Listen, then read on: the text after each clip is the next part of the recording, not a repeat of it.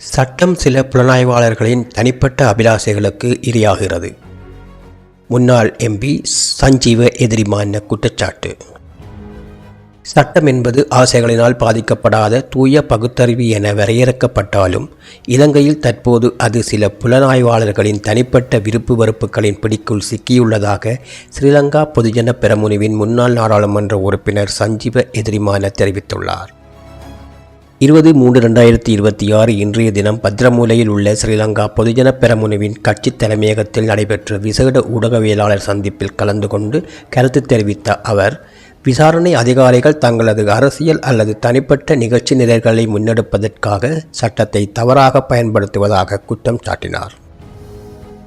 இதன்போது கபில சந்திரசேன என்பவரால் வழங்கப்பட்ட திடுக்கிடும் தகவல்கள் அடங்கிய சத்திய கடதாசி ஒன்றினை அவர் ஊடகங்களுக்கு வெளிப்படுத்தினார்.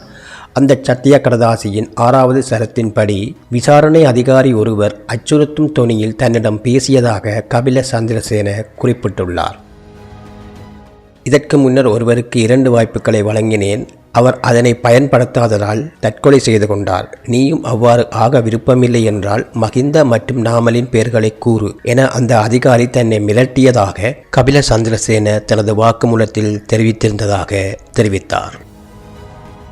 விசாரணை அதிகாரிகள் முன்னிலையில் வழங்கப்படும் இத்தகைய வாக்குமூலங்களுக்கு முறையான சட்ட வலிமை இல்லை என்றாலும் ஒருவரது தனிப்பட்ட விருப்பங்களை சட்டத்துடன் கலக்கும் இத்தகைய செயற்பாடுகள் பாரதூரமானவை என சஞ்சீவ எதிரிமான சுட்டிக்காட்டினார்.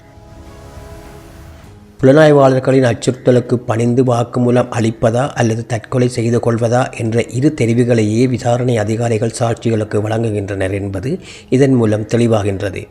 இதனை ஒரு அரசியல் கட்சியின் நோக்கமாக மட்டும் பார்க்காமல் சமூக நீதிக்கான ஒரு போராட்டமாக அனைவரும் கருத வேண்டும் எனவும் அவர் கோரிக்கை விடுத்தார். இன்று மற்றவர்களுக்கு நடக்கும் இந்த அநீதி நாளை சாதாரண மக்களுக்கும் ஏற்படலாம் என்பதால் சட்டத்தின் ஆட்சியையும் நீதியையும் நிலைநாட்ட இத்தகைய முறைகேடுகளுக்கு எதிராக குரல் எழுப்புவது அவசியம் என அவர் தனது உரையில் மேலும் தெரிவித்தார்.